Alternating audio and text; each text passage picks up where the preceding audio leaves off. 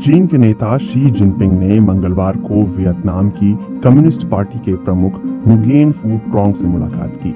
Jinping Vietnam की राजकीय यात्रा पर हैं। ट्रोंग ने 1 साल पहले चीन की यात्रा की थी और तब चीन के राष्ट्रपति ने दोनों देशों के रिश्तों को कॉमरेड और भाइयों का रिश्ता बताया था।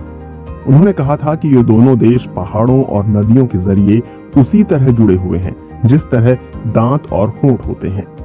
उम्मीद है कि शी जिनपिंग के इस दौरे में वियतनाम साझा नियति के समुदाय से जुड़ने का ऐलान कर सकता है। अगर ऐसा हुआ तो वियतनाम को अपने पाले में करने की होड़ में चीन अमेरिका पर बढ़त ले सकता है, क्योंकि कुछ महीने पहले ही अमेरिकी राष्ट्रपति जो बाइडेन ने वियतनाम का दर्जा बढ़ाकर उसे अपने देश का समग्र रणनीतिक पार्टनर घोषित कर दिया था।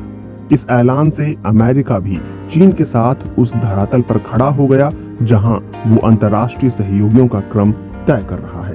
इस यात्रा के दौरान चीन वियतनाम को अत्याधुनिक रेलवे टेक्नोलॉजी की पेशकश करेगा। इसमें दक्षिणी चीन से लेकर वियतनाम के हाईफोंग बंदरगाह तक रेल लिंक का निर्माण शामिल है। ये रास्ता एक ऐसे इलाके से गुजरता है जिसमें वियतनाम के रेयर अर्थ मटेरियल के बड़े भंडार हैं। वैसे वियतनाम के लोगों में चीन विरोधी भावनाएं काफी उग्र तरीके की हो सकती हैं। इसे वहां के गर्वीले राष्ट्रवाद से भी हवा मिल सकती है। उसके अंदर अपने विशाल पड़ोसी देश के वर्चस्व के नीचे दब जाने की भी आशंका है। वियतनाम के कम्युनिस्ट नेताओं को अपने लोगों की इन भावनाओं का भी ध्यान रखना होगा। हाल के कुछ सालों में वियतनाम में कुछ चीन विरोधी प्रदर्शन भी हुए हैं। साल 2014 में तो दंगे तक हुए जिनमें कई लोग मारे गए थे। यह हिंसा तेल के एक कुएं को लेकर विवाद की वजह से हुई थी।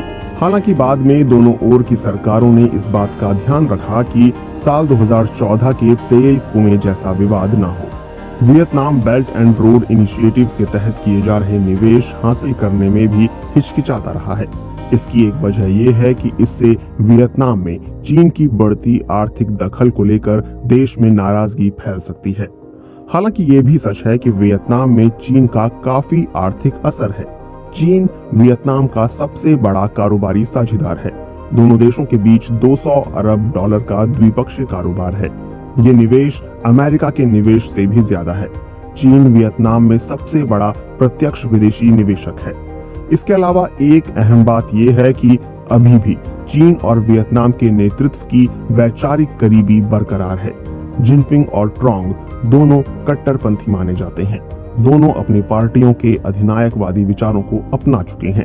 इसके बावजूद दोनों नेताओं के रणनीतिक नजरिए में खासा अंतर होगा, क्योंकि चीन एक उभरती हुई सुपर पावर है तो वहीं वियतनाम एक मझौली शक्ति है। वियतनाम चीन और अमेरिका के बीच संतुलन बैठाने की कोशिश करता दिखता है। उसकी रूस के साथ भी ऐतिहासिक करीबी है। ट्रोंग इसे बैम्बू डिप्लोमेसी कहते हैं। ये एक तरह की लचीली कूटनीति है जिसके तहत वियतनाम सभी से दोस्ताना संबंध चाहता है। वो किसी से